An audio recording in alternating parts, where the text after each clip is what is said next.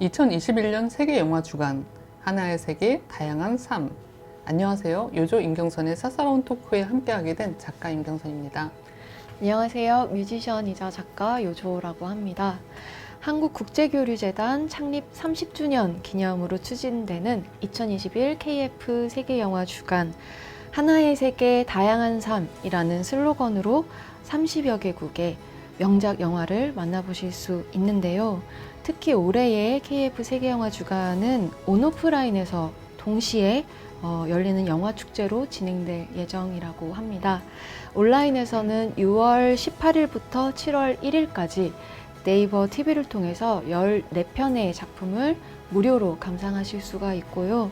오프라인에서는 6월 18일 개막 행사를 시작으로 19일과 20일 서울 아트시네마에서 만나보실 수 있습니다. 이번 시간에는 총 3편의 상영작들을 몇 가지 키워드들과 함께 나누어 보고자 합니다. 함께할 상영작 3편은 바로 릴라의 카페테리아, 상속녀, 그리고 배드민턴의 여왕입니다. 네, 영화를 소개 먼저 해드릴게요. 첫 번째 영화입니다. 아르헨티나의 영화 릴라의 카페테리아입니다. 평생을 일해온 도서관에 새로운 관장이 부임하자 릴라와 그녀의 동료들은 정리해고의 위기를 맞습니다. 하지만 가장 큰 걱정은 그녀가 도서관 지하에서 임의로 운영해왔던 직원 식당의 존폐 위기죠. 릴라는 큰 용기를 내서 아예 정식 카페테리아를 만들기로 작정하지만 성공적인 비즈니스로 보였던 계획은 예상치 못한 난국에 처하게 됩니다. 여성 노동자들의 삶과 불안, 계층 간 갈등을 코믹하면서도 냉철한 시선으로 바라보는 영화로 릴라 역의 릴리아나 후아레스는 2019년 마르델 플라타 영화제에서 여우 주연상을 수상하기도 했습니다. 네, 두 번째는 파라과이의 영화 상속녀입니다. 제가 개인적으로 가장 재밌게 본 영화이기도 한데요. 한때는 부유했지만 지금은 가구나 식기를 팔아 생계를 유지하고 있는 첼라와 치키타 커플. 설상가상으로 치키타가 체포되고 화초처럼 자라온 첼라는 홀로서기를 시작하게 됩니다.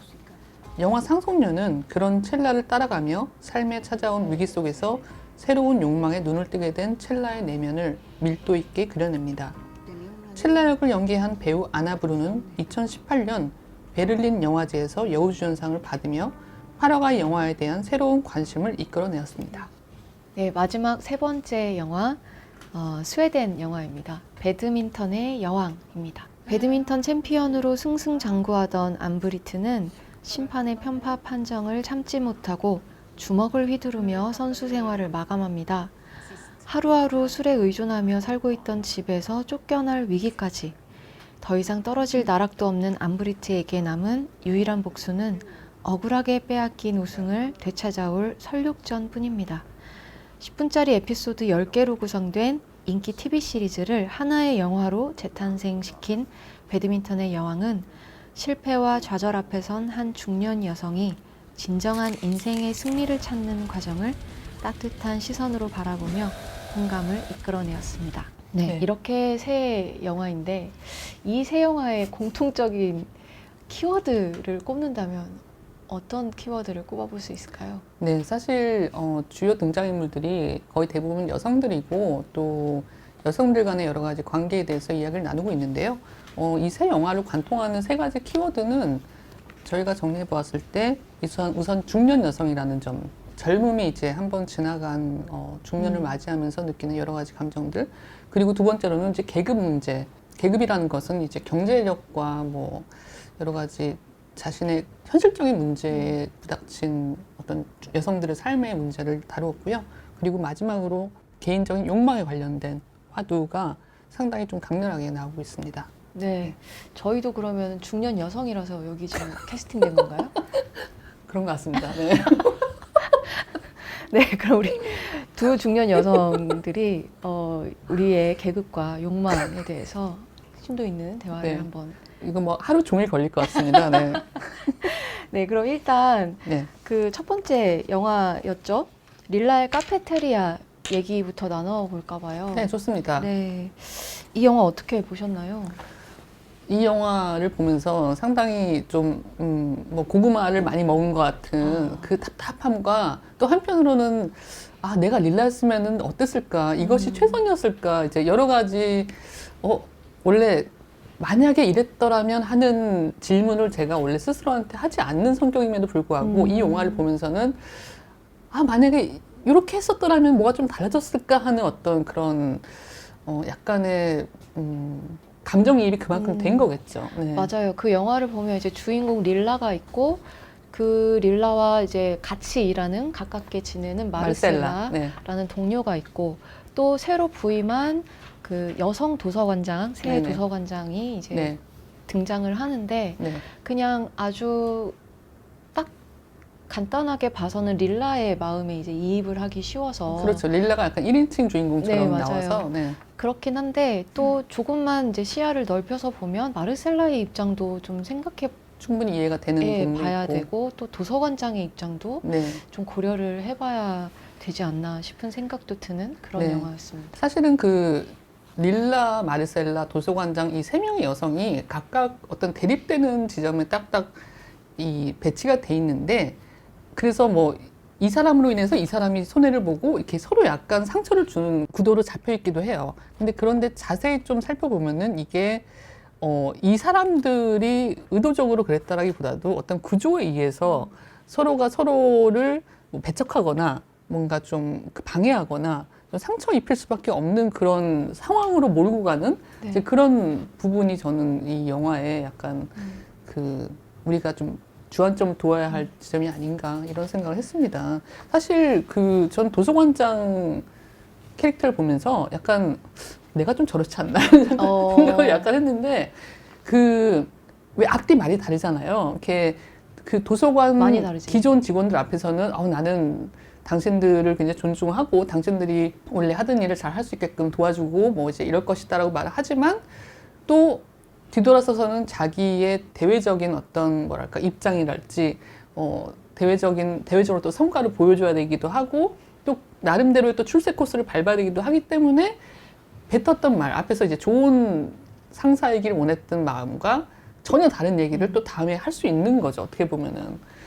그러면서 약간 본인도 죄책감이 들지만 그 죄책감이 드는 것을 누르고 그럼에도 불구하고 자기 개인의 어떤 이익을 좀 추구할 수밖에 없는 할 수밖에 없는 여러 가지 또 논쟁의 여지가 있지만은 그러니까 나름 애써 보려고 하지만 자기도 그 안에 좀 딜레마가 있지 않나 뭐 이런 생각을 해봤습니다. 아무래도 직장 생활을 오래 하셨다 보니까 네, 제가 악덕 상사도 한번 해보고 네. 있어. 네. 그러니까 이렇게 앞뒤가 달라지는 어떤 네네. 그런 상황에 네. 굉장히 좀 그 익숙하시고 예. 또 제 앞에서 너무 이게 앞뒤 다른 모습도 많이 보여주시고 그러시니까. 근데 그뿐만 아니라 저는 네. 또 우리를 생각한 게 동료. 네. 동료를 간의 어떤 릴라하고 그런 거. 마르셀라와의 그 관계를 관계. 보면서도 저는 너무 이제 많죠. 그런. 우리를 좀 생각하기도 네네, 했었어요. 네. 왜냐하면 그 둘이 그냥 단순히 그냥 동료이기만 했다면 네. 이렇게 상황이 복잡해지지 않았을지도 모르겠는데 네네. 동료이면서 또 굉장히 가까운 친구 가족들 사이의 친구고, 네, 친구이기도 하니까 너무 상황이 복잡한 거예요. 그래서 둘이 이제 다툴 때도 네. 너는 나한테 배신감을 줬어. 너는 네, 뭐 은혜를 모른다. 약간 이런 식의 그렇죠. 가까운 사이이기 때문에 할 수 있는 그런 말들을 하잖아요. 그래서 어떻게 보면은 같이 일을 하지만 동시에 또 가까운 우정을 나누는 이제 네. 여성들은 그런 경우가 또 왕왕 있는데 네네. 그런 경우에 뭔가 이렇게 더 복잡한 어떤 상황 속에 그렇죠. 처하게 될 때가 많은 것 같다는 생각이. 사실은 릴라나 마르셀라가 이제 카페테리아 운영하면서 좋은 분위기가 있었고 또 같이 으쌰으쌰 하려는 어떤 그런 마음이 있었는데 또 중간에 이 실직의 어떤 위기 같은 어떤 위협 같은 것이 다가오니까 마르셀라가 이제 그 뒷방에서 서류를 그러니까 원래 해서는 안 되는 일을 하고 그거를 대신에 릴라가 이제 뒤집어 쓴 거잖아요, 자기가. 네네. 근데 거기에 대고 이거 내가 한 게 아니라 마르셀라가 한 겁니다라고 얘기는 안 하고 자기가 뒤집어 쓰지만 그 대신에 또 자기가 개인적으로 카페테리아를 만들겠다라고 따로 도서관장하고 이렇게 뭔가 딜을 하잖아요. 네, 이제 그런 것도 보면은 내가 이렇게 한번 그 희생을 했으니까 대신 이거는 내가 가져가겠다 하는, 어떻게 보면은 인간이라는 게 굉장히 항상 복합적인 존재인 것 같아요. 항상 선하지도 않고 항상 합리적이지도 않고 어떨 때는 알면서도 일부러 그럴 때가 있고 좀 뭔가 해코지를 할 때도 있고 뭐 여러 가지 그런 뭐 아름답지 못한 그런 감정에 휘말려서 그런 행동들을 할 때가 있지만, 또 한편으로는 어느 시점에 진짜 두 사람 사이에 정이 있다면은 공통된 선으로 다시 돌아오는 지점이 있는 것 같아요. 나중에 이 둘이 좀 그랬듯이. 네. 우리는 싸우지 말자. 싸우지 않으려면은 일단 잘 돼야 돼요, 둘이. 네. 근데 아주 선을 잘 그으세요. 아, 그렇습니까? 네, 네네. 임경선님은 선을 아주 잘 그으세요. 어떤 선이죠, 그게? 네? 어떤 선이죠? 그래서 우리 둘이 책 같이 썼지 네네. 않았습니까? 이 공저 책을 같이 쓴다는 거는 여러분 그 쉽게 할 수 있는 게 아니고 그래서 거의 영혼을 섞는 그런 거예요. 영혼을 섞는다고요? 네네. 그런 사람이 말을 영혼을 섞었다고 말씀하셨잖아요. 그래서 저는 이게 우리의 책이다라고 생각하고 책이 만부가 팔렸을 때 만부 팔렸다. 너무 우리의 책이 만부 팔렸다. 그랬더니 뭐라고 하셨습니까? 저희 만부 이상 팔렸죠. 아니, 그러니까 네네. 내가 만부 네네. 팔렸을 때 네네. 너무 기뻐했을 때 뭐라고 하셨습니까? 저는 그때 이제 심드렁하게 이렇게 시니컬한 약간 비웃음을 그래, 하면서 그렇게 하면 너 그건 만부가 아니다. 5천부다. 넌 5천 판 거다. 내가 그러니까 각자 5천 판 거지 같이 만 판 게 아니다. 정확히 현실을 인식해야 된다. 이제 이런 얘기 너는 했었죠. 너 나는 나 이렇게 칼같이 또 이렇게 탁 선을 그으시는 어떤 그러면서 네. 영혼을 섞고 어쩌고 했다고요? 자, 이어서 또 네. 제가 이야기하고 싶었던 네. 부분은 릴라의 카페 창업 네. 그 상황에 대한 얘기를 또 해보고 싶은데 네. 저는 좀 그거 보면서 좀 안쓰러웠어요. 왜냐하면 어떤 너무 뭐라고 해야 되지? 거기에 너무 사활을 건다. 좀 나이브한 부분. 네. 그러니까 거의 대출받고. 네 자기의 알 수 없는 전부를 사람한테. 걸었을 뿐만 아니라 자기 남편의 굉장히 그 추억이 담긴 아, 그런 그쵸, 것도 그쵸. 이제 팔아라라고 이렇게 얘기하면서 이렇게 돈을 모아서 네네네.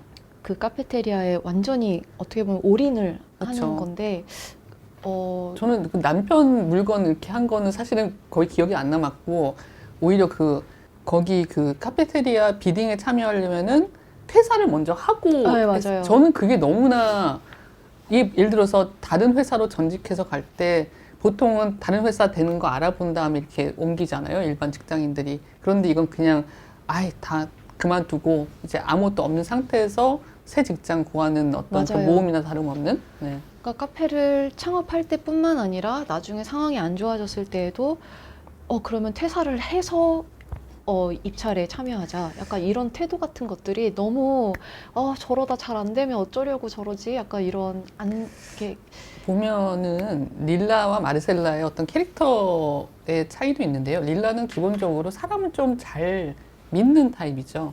그러니까 마르셀라도 믿었고, 뭐랄까, 그 도서관장이 하는 말도 믿었고, 그리고 심지어 그 대출 해주겠다는 그 알 수 없는 남자의 말도 믿고, 이제 이러면서 그 믿음에 스스로 이제 발등에 찍힌 케이스인데, 반면 마르셀라는 모든 거에 조금 시니컬하고 약간 해봤자 안 될 거야. 약간 그런 체념이 몸에 배인 성격인데요. 근데 또 한편으로는 그렇게 뭐 누군가는 너무 순진하다. 나이가 그렇게 들었는데 너무 순진하게 세상을 바라보는 거 아닌가라고 할 수 있는데, 저는 또 한편으로는 제가 그렇지 못해서 그럴 수도 있지만은 그렇게 누군가를 믿고 좀 선의를 가지고 그래도 어떤 인생의 모험을 할 수 있다는 거는 저는 그 과정 안에서는 좀 행복한 일이 아닌가. 그래도 그 나중에 카페테리아를 자기네들이 못 가졌다고 했지만은 그래도 중간중간에 어쨌든 자기가 애써서 뭔가를 추진하는 과정에서 기쁨이 있지 않았나. 저는 그 경험도 나중에 릴라가 또 다른 일을 또 새로 시작할 때 도움이 될 거라고 생각합니다. 네.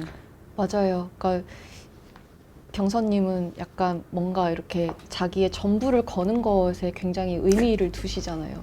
그런 경험이 되게 소중하다라고 언제나 말씀해 오셨고. 네, 물론 그리고 사실은 이 도서관장이 우선 이 도서관을 퇴사를 해야지 이 카페테리아 비딩에 참여할 수 있는 조건을 걸었다는 것 자체가 이미 사실은 릴라를 배제했다는 얘기거든요.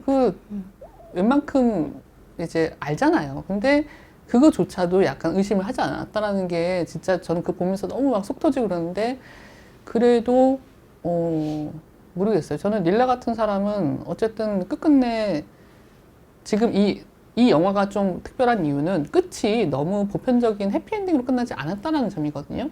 근데 모든 영화가 그렇듯이 거기서 끝나는 게 아니라 그 후의 이야기들이 분명히 이어질 텐데 저는 그 후의 이야기에서는 릴라가 분명히 자신에게 맞는 어떤 그 새로운 창업이 됐든 인생을 또 만들어 나갈 수 있다고 생각해요. 왜냐면 그분은 계속 스스로를 또 그 불신의 경험을 당해도 계속 사람을 믿고 스스로를 믿을 사람이라는 생각이 들었어요, 저는. 네. 네. 나이 든 여성에 대한 선입견 같은 거 느끼지 않으셨어요? 아, 그 마지막 그 입찰할 그냥 때. 내내 예를 들어서 처음에는 뭔가 가정식이다, 엄마의 손만, 약간 이랬다가 중간에 어떤 그런 무슨 편의점 도시락 같은 거 이제 그런 거에 또 약간 혹했다가 그러니까 약간 조직 내에서도 나이 든 여성에 대한 약간의 무시 같은 거, 네, 그런 것도 사실 영화 전반에 좀 깔려있던 무드였는데요. 어떻게 맞아요. 보셨어요? 그 유준님도 지금 회사에서 좀 연배가 좀 높을 소속 가수분들 중에서 좀 선배 아니신가요? 그렇기도 하고 사실 그 프리랜서뿐만 아니라 그냥 이제 정규직이든 뭐든 간에 어떤 일을 하는 입장에서 나이가 든다라고 하는 것은 네. 불리한 거죠, 사실. 네, 네. 그러니까 냉정하게. 일하는 사람이라는 어떤 시점에서 봤을 때 점점 불리해지고 있다라는 어떤 명백한 상황이니까 네. 그런 것을 의식하지 않을 수가 없죠. 왜 불리한 것 같으세요? 그러니까 왜 어떤 면에서 왜 싫어하는 것 같으세요? 혹은 무시를 한다거나 좀 어려워한다거나. 여러 가지로 이제 불리해지는 거죠. 그러니까 이를테면은 뭐 제 직업을 놓고 보자면은 일단은 이제 그 창의력 같은 것들, 어떤 영감 같은 것들도 좀 이제 더 이렇게 나이 들수록 세상만사를 다 내가 안다라는 착각 속에 살아가기 쉽기 때문에 호기심도 줄고 어떤 깨달음도 줄고 그냥 모든 것이 다 심드렁해지잖아요. 점점. 그러니까 뭐 옛날처럼 막 반짝반짝한 감정으로 이제 뭐 사랑 노래 같은 것을 썼다면 이제는 그런 일들이 점점 더 이제 쉽지 않아지는 것 같고 어떤 그런 감성 같은 것도 젊을 때보다 덜한 것 같고 어떤 신체적인 역량도 떨어지는 것 같고 여러 가지에서 이렇게 불리해지는 것 같다고 느껴지죠. 다른 직업은 어떤지 모르겠습니다만 어떠신가요? 소설을 쓰는 입장에서.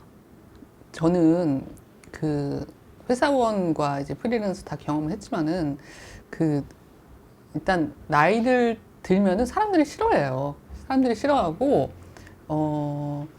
왜 싫어하냐면은 우선 뭔가 좀 이렇게 그러니까 편하게 대하지 못한다는 점에서 조금 어려워하는 게 있고, 그다음에 조직의 측면에서 봤을 때는 이제 어떤 임금 지급을 더 많이 해야 된다는 이제 그런 부분이 있고요.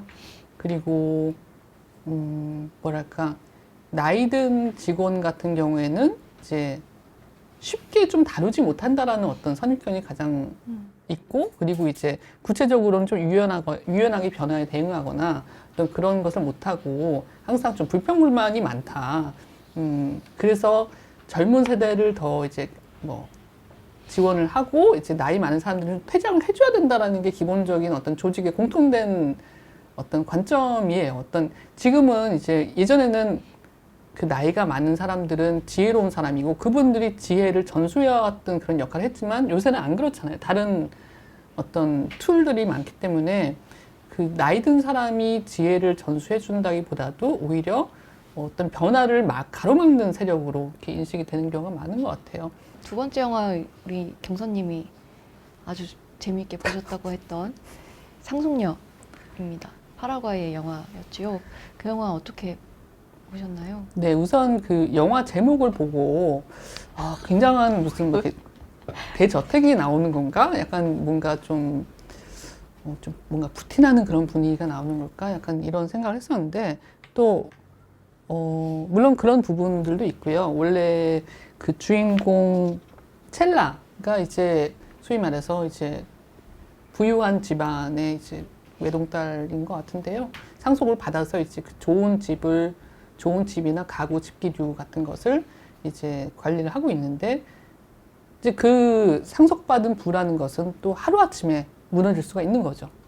이제 그 사기를 당해서 그쵸 빚이 생기고 자신의 동거인 그 치키타가 이제 감옥에 들어갔죠. 그래서 모든 것이 한순간에 바뀌고 말죠. 저는 이제 그거 보면서 어쨌든 이제 그 첼라 같은 경우는 상속을 받아서 이제 그 상속받은 이제 재산을 가지고 생활을 하다가 이제 생활고에 맞닥뜨리게 되는 상황이지만 사실 상속받지 않은 상황이라고 하더라도 네. 우리가 이제 노년이 되어서 삶을 영위하다가 어느 순간 그렇게 그 생계를 유지하기가 어려워지고 돈을 벌어야 되는 어떤 상황 앞에 맞닥뜨려야 되는 어떤 날이 올 수도 있잖아요. 특히 이제 모르겠습니다. 저는 이제 계속해서 프리랜서로서 살아오다 보니까 뭔가 앞날을 불투명하게 생각하고 내 그 생계가 앞날은 어떻게 될지 모른다라고 하는 어떤 그 불안함이 완전히 그냥 생활로서 아 진짜요? 인이 박혀 있어서 그걸 보는데 저는 그거부터 보이더라고요. 내가 만약에 저 나이 돼서 돈을 벌 수 없는 상황이 되면 그땐 나는 뭐 어떻게 살아야 되나라는 생각부터 덜컥 들더라고요. 그때는 절 찾아오세요. 네, 저는 절 이렇게 찾아오시면 해결됐습니다. 네. 근데 진짜 그런 걱정하시는 분들이 계시지 않을까요? 네, 근데 그렇다 하더라도 인생은 사실은 계속 되는 거죠. 어떻게 되든 간에. 네. 네, 이 영화에서도 정말 첼라는 내 인생 이제 끝났다라고 완전 좌절하고 이제 누워서 꼼짝도 못 하는데 사실은 그 이후에도 인생이 계속 이어지는 것이고 자신이 생각도 못했던 또 새로운 인연을 만나게 되고 또 정말 너무 안 됐다 싶은 너무 불쌍하다 나의 애인 치키타 했는데 치키타는 여성 수감소 이제 감옥에 가서 오히려 약간 좀 재밌게 지내는 것 같은 그런 느낌? 네, 그래서 그러니까 세상 일이라는 게 이게 진짜 끝이다 할 때도 거기서부터 또 새로운 시작이 있는 거구나 뭐 이런 생각을 했습니다. 이제 경선님 말에 따르면은 이제 그 영화 속에서는 첼라가 이제 그런 무기력한 생활을 하다가 그 이웃집 이제 귀부인의 아주 우연한 그 부탁으로 이제 그 귀부인의 어떤 살롱 같은 곳에 운전기사로 이렇게 데려다주는 일을 하게 되잖아요. 네네. 그러면서 이제 또 새로운 어떤 사건이 일어나게 되고 또 거기서 아니라고 하는 네, 아니. 네, 젊고 매력적인 어떤 또 다른 누군가가 이제 마음에 들어오게 되는데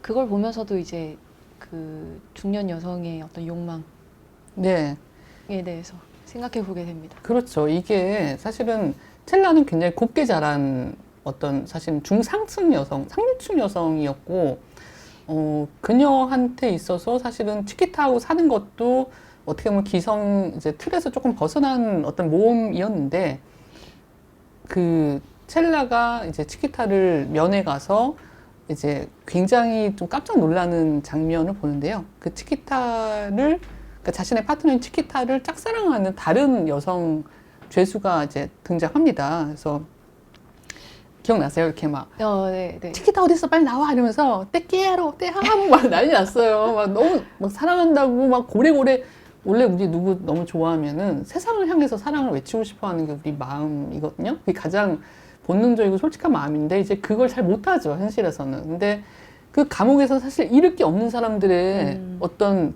그 야성적인 욕망, 표출 이런 것들이 저는 그게 굉장히 와 하면서 맞아. 저도 그랬는데 곱게 자란 첼라는 얼마나 그게 좀 충격적이었겠어요. 사실 거기서 자극을 받아서 아니에 대해서 조금 더 적극적으로 좀 접근한 게 아닌가 뭐 이런 생각도 들었어요. 네. 우리도 네. 이제 영화 속의 이야기이지만 어쨌든 우리들도 네. 이렇게 뭔가 살아가다가 네. 그러한 네, 좀 상기된 표정이 되셨네요. 네. 이렇게 살아가다가 또 어떤 일이 일어날지 모르고 네네. 또 이렇게 뭔가 정말 그렇게 세상에서 사랑을 외치고 싶은 어떤 네네. 그런 감정에 그럼요. 맞닥뜨릴 수 있잖아요. 네네. 그러면 어떻게 하시겠어요? 아, 저는 다 이제 신발 벗고 막 뛰쳐나가야죠, 이제. 아, 네. 정말요? 그럼요. 마중하러 가야죠. 네. 역시 네. 나도 그렇게 하겠습니다. 네. 아니 근데 진짜 저도 생각해 보면 그렇게 막 정말 사랑에 정말 풍덩 빠져가지고 네네. 상대방한테 그렇게 그 영화 속에 나오는 그 사람처럼 너를 정말 내가 너무 사랑한다 네네. 이렇게 얘기했던 적이 단 한 번도 없었던 것 같아요. 그래서 진짜 언젠가 살아가다가 그렇게 좋아하는 사람이 나타나면 네. 진짜 아 나도 저렇게 고백하고 싶다. 그럼요. 이런 생각이 우리 들더라고요. 인생은 짧습니다. 네. 네. 사실은 그 젊은 여성, 그러니까 첼라였죠. 첼라가 좋아하게 된 그 젊은 여성이 첼라의 마음을 사실 알게 되고 약간 나는 너의 마음을 알아. 뭐 당신이 원한다면 내가 받아줄게. 약간 이런 제스처를 취했는데 저는 또 거기서 유심히 지켜본 부분이 첼라가 그 기회를 뭐랄까 좀 그 순간에 조금 주저했다라는 거죠. 이게 네. 어떻게 보면 화장실에 들어가서 안 나오면서 약간 약간 믿을 수 없는 이런 기회를 내가 어떻게 해야 되지 하면서 그 주저함, 저는 그 주저함이 굉장히 좀 인간적이고 이 영화의 뭐랄까 깊이를 보여주는 부분이라 생각하는데, 그러니까 주저하는 이유가 나처럼 나이 많은 이제 뭔가 성적으로 매력이 없는데 내가 이렇게 해도 되는 것일까 하는 어떤 그런 죄책감, 미안함, 이제 여러 가지 그 복잡한 감정이 섞여 있다는 생각이 들었어요. 그래서 근데 그게 너무 인간적이거든요. 그러니까 너무 나가서 정말 사랑을 나누고 싶은데 그거와는 또 한편으로 이제 머릿속에서는 그러면 안 돼. 내가 그렇게 내 본분에 어울리지 않는 것을 탐하면 안 되라고 또 억제하는 어떤 그 계급성 같은 것도 그 안에 있는 거고. 그러니까 완전 야성에 이제 눈 뜰 수가 없는 또 상황 같은 거. 저는 그런 항상 그 복잡함이라는 게 우리가 나이가 들면서 또 복잡해지는 부분들이 있거든요. 여러 가지. 내 스스로를 내가 제약하는 부분이 있기 때문에. 네. 그래서 그런 부분이 저는 그 섬세한 부분들이 좀 많은 생각을 하게 했던 것 같습니다. 맞아요. 네. 그런가 하면 또 이제 치키타의 입장에서 보면 네. 이제 결국에는 이제 영화의 후반부에 가면은 이제 치키타가 이제 돌아오죠. 돌아오잖아요. 네. 집에 돌아오는데 하나도 안 기뻐요, 사실 첼라는. 안 네. 기쁘지. 오히려 실망하죠. 네, 아니인 줄 줄 알았다가 이제 치키타가 오니까 굉장히 실망을 하고 이제 거기에서 이제 영화를 보는 사람들은 알게 되는 거죠. 이제 둘의 관계가 예전처럼 돌아갈 수는 이제 없다라는 거, 어떤 강을 하나 건너버렸다라고 네. 하는 것을 이제 알게 되는데 그렇죠. 치키타의 입장에서 보면 굉장히 좀 황당할 수도 있고 내가 감옥에 가 있는 동안 물론 자기도 이제 어떻게 보면 그 원래 있던 집보다 더 자유로워 보이는 어떤 그런 공간에서 그렇게 고통스럽지 않게 나름 즐기고 온 것 같지만 어쨌거나 자신의 오랜 연인이 내가 감옥에 가 있는 동안 다른 누군가를 사랑하게 됐다라는 사실을 알면 황당하고 좀 이렇게 상처가 될 수도 있는 입장일 텐데 네. 그런 부분에 대해서는 어떻게 보셨어요? 만약에 우리가 네네. 아까 우리가 이런 얘기 나눴잖아요. 정말 사랑을 만나게 되면 네네. 정말 버선발로 뛰쳐나가서 네네. 나는 그거를 마중 나가겠다. 네. 그렇지만 내가 사랑하는 사람이 네. 나에게 상처를 주고 그렇게 행동한다라고 한다면 네.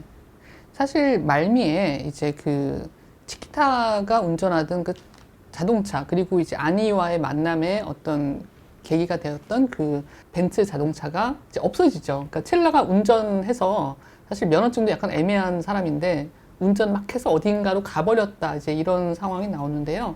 저는 첼라와 치키타가 이제 오랜 인연인 만큼 분명히 어느 순간에 서로 진실을 알게 될 거라고 생각하고, 첼라는 다시는 원래 있던 지점으로 못 돌아올 것 같다는 생각이 들고, 그리고 나중에 안이랑 맺어질지 어떨지 모르겠지만 첼라는 어떤 기존의 어떤 화초 속에서 굳건히 뭔가 좀 지켜져 왔던 부분들이 자기 스스로 그 틀을 깨고 나간 첫 경험이거든요. 그렇기 때문에 상황에 의해서 변한 게 아니라 자기 스스로 변하고자 했던 사람은 절대 다시 원래 있던 대로 못 돌아와요. 그렇기 때문에 어떤 상황이 되었든 뭔가 다른 뭐 홀로서기가 됐든 혹은 뭐 다른 또 상황이 됐든 치키타와의 기존 생활을 없던 듯이 연기하면서 살진 않을 거라는 생각이 듭니다. 그래야 된다고 저도 생각하고, 네.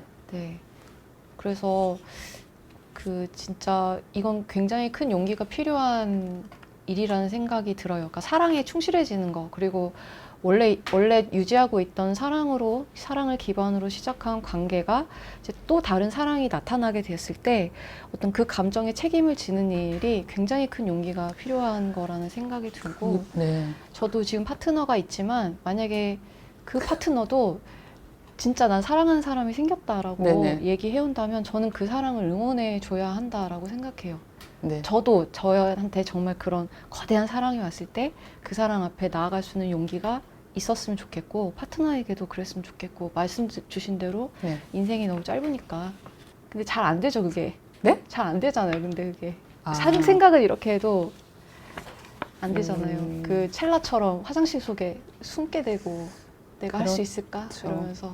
자기 틀을 부신다는 것은 사실 굉장히 자유로워지는 건데 어떤 사람들은 자유로워지는 걸 원치 않는 경우도 굉장히 많이 되게 있어요. 많을걸요? 현실 속에서는. 네. 근데 정말 사무치게 내가 변화를 바라는 어떤 계기가 오면은 근데 뚫고 나갈 것 같아요. 네. 네. 그럼 저희도 세 번째 영화로 뚫고 나가볼까요? 그럴까요? 네네, 알겠습니다. 자, 마지막 세 번째 영화, 스웨덴 영화, 네. 배드민턴의 여왕입니다. 코믹했죠, 굉장히. 네네네. 네. 코믹했고요. 어떻게 보면 굉장히 무거운 에피소드들을 담고 있는데 시종일관 이제 코믹하고 가볍게 다뤄서 저는 그게 되게 좋더라고요. 네네. 그러니까 저는 그런 영화들을 좀 좋아하는 것 같아요. 그러니까 좋아하시죠? 네. 뭐 무거운 거, 그러니까 뭐 사람이 죽고 막 트라우마가 있고 막 그런 어떤 소재들을 굉장히 코믹하게 그려내는 영화들을 오히려 현실이 그렇지 않기 때문에 영화를 보면서 좀 해소하는 느낌이 든다고 해야 될지. 네, 이번 배드민턴의 여왕을 보면서도 그런 생각을 했습니다. 네, 이 영화도 사실 아까 처음에 그 릴라의 카페테리아 때 말씀드린 것처럼 이 배드민턴의 여왕도 이렇게 보고 있으면 처음에는 엄청 고구마 한 100개 먹은 것처럼 그 답답해요. 안브릿 이제 과거 이제 배드민턴 선수였죠. 선수였다가 이제 마지막 결승전에서 이제 아깝게 그 심판 5판 뭐 이런 걸로 진 경우인데 안브릿이 너무 지금 소위 말해서 찌질한 노년을 보내고 있는 셈인데 그 기저에 깔린 감정은 이제 억울함이거든요. 근데 여러 가지 물론 사람은 뭐 여러 가지 고통, 슬픔, 뭐 트라우마 여러 가지를 겪기도 하는데 제가 봤을 때는 가장 사람의 그 마음을 좀먹는 감정이 뭐냐면 억울함인 것 같아요. 왜냐면 억울함은 내가 뭔가 부당한 것을 당했다라는 그런 감정인데 이것은 내가 받아들이지 못하는 거라서 이렇게 소화가 안 된 채로 계속 체한 상태로 계속 가는 거예요. 그렇기 때문에 그게 매번 내 인생의 고비고비 때마다 자꾸 이렇게 방해를 하고 내가 뭔가 좀 새로운 것을 추진하려고 할 때 방해가 되고 자신감도 없어지고 굉장히 고약한 감정이 억울함인 것 같아요. 근데 그 억울함이 진짜 안브릿의 인생을 거의 후반부 인생 거의 지배를 해왔잖아요. 그래서 네. 이제 안브릿 같은 경우에는 이제 그 배드민턴 경기에서 네네. 이제 심판이 이제 옳지 않은 심판을 네네. 해서 이제 그거에 이제 사로잡힌 게 이제 그렇죠. 여기까지 왔는데 혹시 그런 트라우마가 경선님께도 있으신지 궁금하네요. 트라우마랄지 뭐 이렇게 나를 사로잡고 있는 어떤 저는 이제 예를 들어서 살면서 이거 굉장히 부당한 일을 뭐 당했다, 겪었다 하는 것은 저는 제 나이쯤 되면 누구나 한 최소 서너 가지는 있을 거라고 생각해요. 그런 것들은 사실 우리가 잊질 않아요. 아무리 어렸을 때 겪은 거라도 잊질 않고 그것이 뭔가 어딘가에 깔려 있고 그와 비슷한 상황을 또 나중에 어른이 돼서 겪었을 때 굉장히 우리가 스스로 방어하게 되거나 좀 굉장히 아프게 되고 이제 이러는데 또 그렇기 때문에 내가 이 부분을 아직까지 좀 상처로 생각하고 있구나 이런 게 깨닫는 부분이 있는데 저는 그 부분들에 대해서 우선 나한테 그런 부분에 뭐 상처가 있구나라는 것을 인식하는 거 그리고 그것을 좀 표현해보고자 하는 어떤 노력 같은 게 있었다면 좀 도움이 되었고 그리고 또 한편으로는 저는 이제 글을 쓰는 사람이니까 좀 그것 자체가 약간 자양분이 되어준 부분도 분명히 있어요. 네. 그래서 아주 그냥 내가 손을 누군가를 봐줘야겠다 싶을 정도로 이제 억울함 같은 거는 저 같은 사람이 그런 억울함 품고 있으면은 좀 뒷감당이 안 되기 때문에 맞습니다. 네네. 그래서 네. 가급적이면 좀 이렇게 독한 마음을 가지지 않으려고 말씀드립니다. 네. 인경선이 하늘 품으면 정말 온유월에 서리가 내립니다. 인경선을 조심하십시오. 아무튼 그 억울함이라는 감정은 사실 그거를 해소하려면은 그 문제를 직면하는 수밖에 없어요. 트라우마라는 게 그렇잖아요. 우리가 만약에 운전하다가 무슨 사고가 날 뻔했다 그러면은 그거를 극복하는 방법은 다시 운전대를 잡는 것밖에 없거든요. 그런 거죠. 그렇기 때문에 리턴 매치라는 어떤 그런 그 피날레 씬이 생긴 거죠. 네. 네. 근데 그거 어떻게 생각하세요? 어떤 과거의 영광에 사로잡혀서 그걸 못 놓는 왜 우리 가끔 보면 SNS 같은 데 보면은 자기 젊었을 때 사진 많이 올리고 뭐 이런 거 있잖아요. 마치 근데 그게 보면은 왜 책 보다가 우연히 여기 사진이 끼어 있었네? 이런 사진이 있었네 하면서 올리는데 사실은 제가 봤을 때 그 거짓말인 것 같고 그냥 자기 젊었을 때 예쁜 사진을 올린 그런 느낌이 드는 경우를 많이 보는데요. 그러니까 사람들은 특히 중년, 장년이 되면은 자신이 가장 빛났던 시절을 사실 잃고 싶지 않잖아요. 그래서 그 시절에 뭔가를 자꾸 이렇게 되새기고 뭔가 이때 나 참 괜찮았는데 이제 그런 과거의 영광을 놓지 못하는 중장년들에 대해서는 어떻게 보시는지. 저는 귀엽다고 생각합니다. 관대하시네요. 네. 네. 그게 발목을 잡을까요? 어떤 발목이요? 그러니까 뭔가 현실을 살지 않고 과거에 그냥 사로잡혀. 그렇게 되면은 네네. 좀 안쓰러워지는 건데 그런 경우도 사실 저는 본 적이 있기는 있어요. 많이 있죠. 네. 네네. 그러니까 어떤 현실 감각이 조금 이제 희박해지면서 그 현실에 불만이 있으니까. 네, 과거의 어떤 그 자신이 굉장히 이제 빼어나고 뛰어났던 그 시절에서 이제 네네. 더 이상 자라나지 못하는 어떤 그런 상황 속에 이제 살아가고 있는 사람들을 이제 가까이에서도 보고 그렇죠. 그냥 매체를 통해서 보기도 하는데 그 정도가 아니라면 내가 옛날에는 그래도 좀 인기 많았어 뭐 이러면서 네네. 옛날을 추억하고 자기 옛날에 이런 모습이었다 사진 올리고 약간 이런 정도는 그거는 굉장히 어떻게 보면은 자기한테 사소하지만 중요한 위안의 도구가 되는 것 같아요. 내가 이렇게 살았다. 내가 이런 모습으로 네. 이렇게 살아왔다라고 하는 자기 역사를 그렇죠. 네. 자기가 다시 들여다보고 긍정하고 또 힘을 얻잖아요.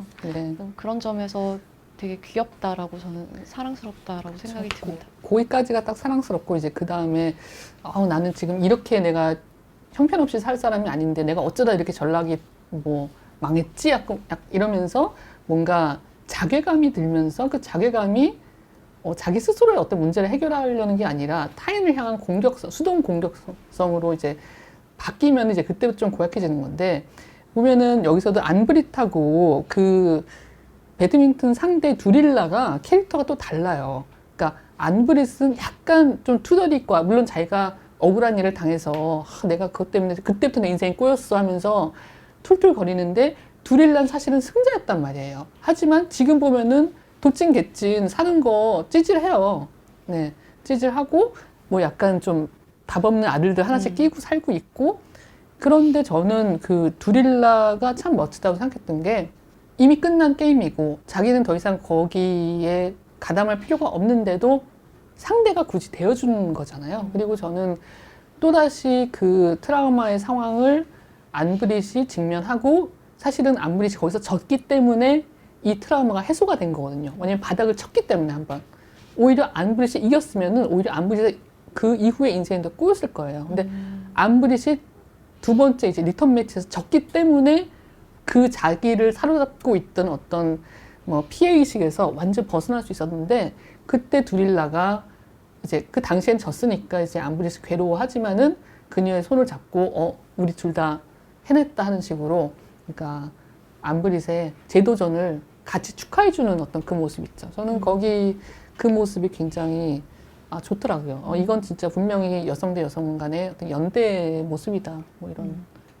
그리고 그 암브릿의 아들도 네. 굉장히 참 인상적인, 알 네. 수 없는 인물인데 어떻게 보면 좀 불쌍하기도 하고 암브릿의 아들이 그 마티아스. 네, 마티아스인데 마티아스가 이제 자기 아내하고 이제 부부 상담을 하러 네네. 이제 신경정신과 그 상담을 갔다가 그 의사한테 아내를 빼앗기는 네네. 아주 그 불운의 사나이이고 네. 자업자득입니다. 네, 자업자득이긴 한데 그리고 또 그거를 이제 계속해서 이제 아주 그 네네. 유치하고 고약한 방식으로 막 괴롭히잖아요. 네.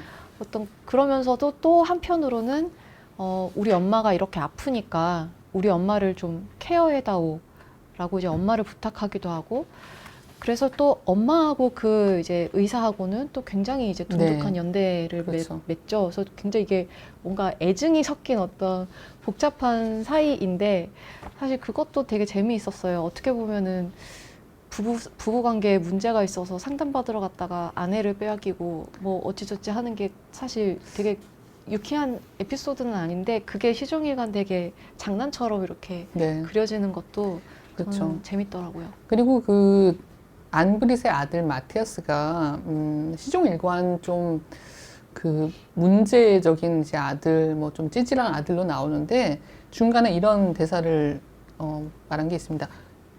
그러니까 안브릿이 그 리턴 매치 준비하면서 힘들어 하니까 엄마 이건 엄마만의 경기가 아니야. 나도 이기고 싶어. 라면서 우리 같이 힘 합쳐서 해보자 하는 장면이 있는데요.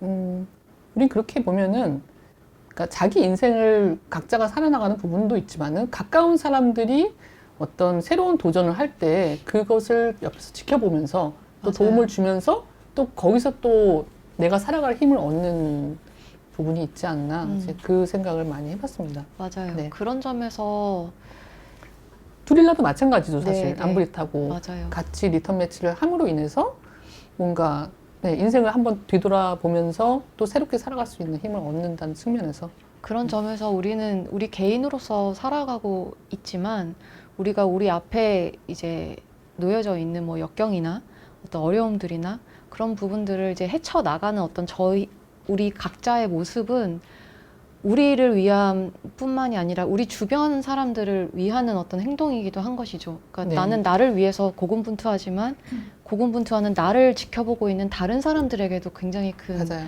위로와 힘이 된다라고 하는 점에서 우리는 나와 다른 타인들을 위해서 각자가 굉장히 고군분투하고 열심히 사는 것이 좋다라고 하는 이미지를 굉장히 자연스럽게 영화를 보면서 느낄 수 있었습니다. 그리고 나이 든다는 것의 가장 큰 특징 중에 하나가 뭐냐면은 사람이 외로워져요. 왜냐면은 나는 더 이상 사회에서 쓸모가 없고 아무도 나를 더 이상 좋아하지 않고 나는 그저 남들의 어떤 짐이 될 뿐이고 어떤 거추장스러운 짐이 될 뿐이고 매력적이지도 않고 이제 이런 자괴감에 빠져서 점점 더 고립해가는 게 어떤 나이 들면 한 좀 서글픈 과정인데요. 그 부분에 대해서는 뭐랄까 계속 그 생각에 너무 사로잡혀 있기보다도 계속 어떤 그 연결고리를 맺고 꼭 자신의 쓸모를 입증하는 것뿐만 아니라 그냥 그 존재만으로도 누군가한테는 어떤 위안이 될 수 있기 때문에 절대 나는 혼자다라는 생각을 좀 갖지 않고 살아가게 되는 게 아닌가 저는 그 생각도 했습니다. 저도 워낙 좀 약간 좀 개인주의적이고 좀 혼자인 사람이라서 이분 보면서 난 나중에 진짜 굉장히 외로운 노인이 되겠구나. 근데 그러지 말아야지. 안 그럴 것 같아요. 아 그래요? 네. 네, 그러지 않기로 네. 생각했습니다. 네. 가만 보면은 되게 뭐 나는 독고다이고 뭐 나는 혼자가 좋고 뭐 이러면서 은근히 쏠쏠이 주변 사람 제일 잘 챙기잖아요. 아니 뭐 꼭 그랬 모르겠습니다. 다 노년을 네. 위해서 지금 투자하시는 건가요? 네. 그 유조님은 나이를 잘 들기, 그러니까 나이가 잘 들기 위해서는 뭐가 제일 필요하다고 생각하세요? 나이 잘 들기 위해서요. 나이를 잘 들기 위해서는 약간 뭐 여러 가지 뭐 각자만의 방법이 있겠습니다만 저 같은 경우는 계속 저를 의심하는 거? 네, 아, 네, 계속 의심하고 어쨌든 계속 질문하고 네. 이렇게 하는 게 맞아? 이렇게 하는 게 괜찮을까? 여기서 이렇게 해도 되는 걸까? 뭐 약간 이런 것들. 예. 사실 점점 살아갈수록 안 그러려고 해도 뭔가 내가 좀 세상을 알고 내가 이제 삶에 대해서 좀 아는 사람이 됐다라고 하는 생각 속에서 살게 될 때가 많은 것 같아요. 나 자신에 대해서도 아, 나는 이런 사람이야 라고 생각하면서 살게 되는 것 같은데 정말 그런가? 더 나아질 수는 없을까? 다른 방법은 없을까? 약간 이런 거를 계속 질문해보고 의심해보는 것. 그리고 그러기 위해서는 이런 영화들이나 네. 책이나 많이 봐야죠. 네, 네. 그런 것들이 굉장히 좋은 도구가 되죠. 거울이 되니까요. 네네. 그렇죠? 네. 그래서 옛날과는 조금 다른 마음으로 책을 보게 되는 것 같아요. 영화도 그렇고. 음. 경선님은요? 저는 일단 지금 제가 가진 단점들만 좀 고쳐도 되지 않나. 남에 대해서 툴툴거리기, 뭐, 그런 것 좀 자제를 해야 될 것 같고요. 점점 뒷담화의 왕이 되어가고 있어서 제가 요즘 걱정이 많습니다. 네. 그것도 있고요. 그리고 끊임없이 제가 어떤 사회적으로 그리고 주변에 가까운 사람들한테 저는 쓸모라는 단어보다는 뭐 도움이 되는 사람이어야 되겠다는 생각을 하고요. 네. 그렇게 하기 위해서 제가 할 수 있는 것을 굉장히 열심히 잘 계속 해야겠다는 생각을 네, 끊임없이 하고 있습니다. 네. 저희뿐만 아니라 이 새 영화를 보신 분들도 네. 참 이런저런 많은 생각을 하실 수 있는 영화가 될 거라고 믿고요. 우리의 이런 사사로운 대화, 네. 이 시간도 그 생각에 조금 도움이 되었으면 좋겠습니다. 이번 시간 함께했던 새 영화 릴라의 카페테리아, 상속녀, 그리고 배드민턴의 여왕, KF 세계영화주간 온라인 상영에서 만나보실 수 있습니다. 6월 18일부터 7월 1일까지 네이버 TV에서 감상하실 수 있고요. 배드민턴의 여왕 같은 경우는 청각장애인들도 함께 시청할 수 있도록 베리어 프리 자막이 제공된다고 합니다. 영화 상속녀는 6월 19일 오후 2시 서울 아트시네마에서 오프라인으로도 만나보실 수 있습니다. 상속녀를 포함한 모든 상영작은 무료로 제공이 된다고 하고요. 자세한 내용은 홈페이지를 참고해 주시면 된다고 합니다. 네, 우리도 이제 마무리를 해야 될 텐데요. 사실 아르헨티나, 파라과이 혹은 스웨덴의 영화를 저희가 일상적으로 보기가 그렇게 쉽지는 않습니다. 맞아요. 근데 저희도 또 이런 좋은 기회에 이 세 편의 영화를 보면서 정말 기존과는 다른 어떤 새로운 자극, 좋은 자극을 얻고 또 좋은 깨달음을 얻었고요. 여러분도 즐겁게 감상하시면서 또 두루 같이 이야기 나눌 수 있는 그런 영화도 되었으면 합니다. 네, 시청해 주셔서 감사합니다. 고맙습니다.